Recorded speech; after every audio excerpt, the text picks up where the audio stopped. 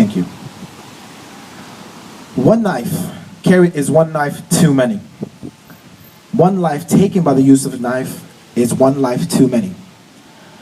There are those who want to dispose a knife or knives in a safe place should have the opportunity and the facility to do so. Wearing a watch, a chain, a hat, that's a fashion accessory, but it is not cool to carry a knife. Now, it doesn't just affect the victim itself, it affects the victim's families, the friends, the relatives, everybody around them. So it is our opportunity, it's our job to make sure we educate not just the youth, but adults as well, in terms of the consequences and the dangers. If at this moment I could invite the Deputy Police and Crime Commissioner, Yvonne Mosquito, to please say a few words regarding this. Thank you so very much, Roach Killer. Well, I am, first of all, delighted to have Sarah and Francis here, and I know how difficult the last few days have been, and I know how traumatized you are by this, but we are really grateful that you could come out today. And I know that so many people are delighted that you are here, so thank you very much. Thank you. Bob always used to say that my voice isn't important, it's the voice of the people. And he created structures to ensure that the voice of the people was heard. We had a community meeting some months back, and all the individuals there said that they wanted to do something to say to people that we're going to stand up against what's happening with young people. Whilst some people may criticise the bins and say, well, what is one knife? Well, one knife can mean one life.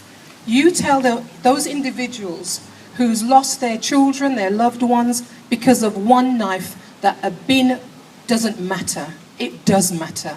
And it mattered to Bob.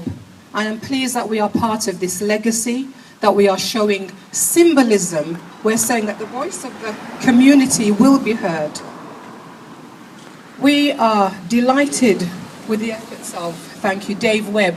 Dave, who's here, thank you so much for your support, because I don't think without you we wouldn't have even got as far as we have.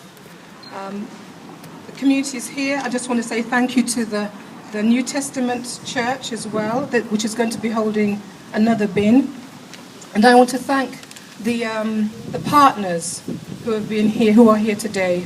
Word for Weapons, the pastors of the different congregations, and the Tabernacle Church as well, the West Midlands Police, and the Youth Council, the Prince's Trust. We've also got an Assistant Police and Crime Commissioner here, Councillor Judy Foster, Councillor Elias Matto, and a number of significant and important people. I can see Chief Superintendent Fraser here as well. Knife bins are one part of our approach.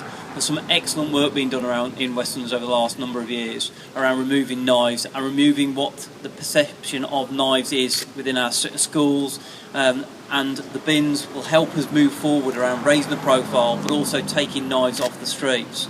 You only have to look in the force over the last week to look at the impact of knife crime and 2 knife-related homicides that we've had around the issues of somebody using a knife and the impact it has on victims and families for the long term.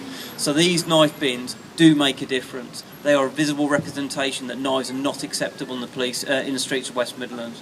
And we as a police service will work with the officers of PCC, partner agencies, to not only enforce the carrying of knives as being illegal and illegitimate, but also work within schools to change the culture around knives, and we've done that successfully over the last 12 months, but there's more we need to do, and it's the likes of you all here today that will help us change the environment to make carrying knives totally unacceptable because of the impact they have going in the future.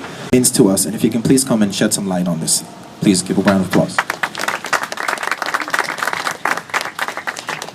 It is indeed a privilege and a pleasure to come to the West Midlands, and first of all, let me just say on behalf of the Ascension Trust and Word for Weapons that we send our sincere condolences to both Sarah and Francis and your family. You can meet a person once in your life and they can make an incredible impact on your life, and that's what Bob Jones did, because I only met him once, and that was in February when we came to launch our first 3 bins in the West Midlands. And as it's been said before, if someone says to you that this doesn't work, tell them to go and look at our website. We started in 2007. In 2009, we put 2 bins in North London. And in 6 months, we got 116 weapons. Up to last week, we've collected over 11,500 weapons through Word for Weapons. So I'm not going to sit back and have anyone say to me it doesn't work. I simply say, talk to the parents of those who have lost children, because I've been speaking to them for too long. I've been speaking to so many people who have lost loved ones, and families have been destroyed over the years. And it pains me every single time I see somebody has lost a life. You know, the stabbing in Sparkbrook, where we put a bin in 48 hours after it happened, was, you know, we weren't 48 hours late. That was when it was scheduled to go in. And we cannot stop someone from committing a crime if they want to do it. If we could stop crime, then it would have been stopped a long time ago, and the police would have done it. It may continue, but what we can do is to try to reduce it. What I'm asking the community of the West Midlands to do is to stand together. Let there be not even a paper line between any of you. Let nothing get between you and stop you on your path to reduce and get rid of knives and guns from your streets. It doesn't matter who wants to say anything about it, you have to stand together. In London, it's a different ball game, but the same message is what we're sending out there. We need communities to stand together. And I thank God for Bob Jones, who had the vision and said he wants to do something about this. And I thank God for Dave Webb for coming out to my office in London when he could have found many other things to do. He came and spoke to me in my office, and now we've got 7 bins and 1 more coming in a couple of weeks' time. Everyone that's come out, thank you very much. Please support your West Midlands Police, support your Police Crime Commissioner, support the family, you know, that Bob has now left behind. Because I know, I'm pretty sure in my heart that Sarah, you'd really want this to continue and to be a success, and so would Yvonne Mosquito and your Assistant Chief Constable. You all want this, I'm sure, to work. And I'm going to say to the families and everyone involved, do not give up. If I gave up on what people told me in the beginning, that I'm wasting my time, and my wife and I had to fund this in the beginning, my wife Angela is here, we were told we were wasting our time because people don't want to change. We have seen change. And 11,500 weapons means potentially a number of lives. And when it costs £1.5 million for an investigation, there's not enough money that comes into our organisation to keep doing this. So when you get an opportunity, go and tell somebody, there's a bin over there, get rid of that knife, please. That's my message. Thank you. Thank you very much, and a strong message. Well, on behalf of the churches in Wolverhampton, I too want to add my condolences to Sarah, to Francis. We, as church leaders, met recently and definitely wanted me to share that with you. It's quite simple why we're doing this. I live here and I work here, and I am affected like others by the events that happen in the neighbourhood. Just 5 weeks ago, an arrest made on the green just behind us of somebody holding a knife. 2 weeks ago, the Avion Centre, a stabbing takes place, and we can't sit by and do nothing. We can't do nothing because for Christians it's quite simple. God tells us to work for the peace and the prosperity of the city. And in a small way we think this is something that might work towards the peace of the city. The Bible talks of a time when knives, well, swords, will be beaten into ploughshares. I don't know that we need ploughshares in Wolverhampton that much, but we definitely need something to happen to weapons. And so for us it's a simple issue. For the peace of Wolverhampton, for lives to be lived fully, something has to happen. And we were delighted to be approached and responded to, and to be able to host this first one. So we're grateful to you for coming for this launch. But if all this is about today, we've kind of missed it, haven't we? There's a message that has to go from here that says enough is enough. It isn't acceptable. And that for all of us, for the peace of our whole city, folks need to know about these and they need to use them. Thank you. We've been totally overwhelmed by the kindness and the love that's been shown by the community that Bob so passionately believed in. So thank you all. It's really appreciated. And we're really, really pleased to be able to do this in his name. Thank you.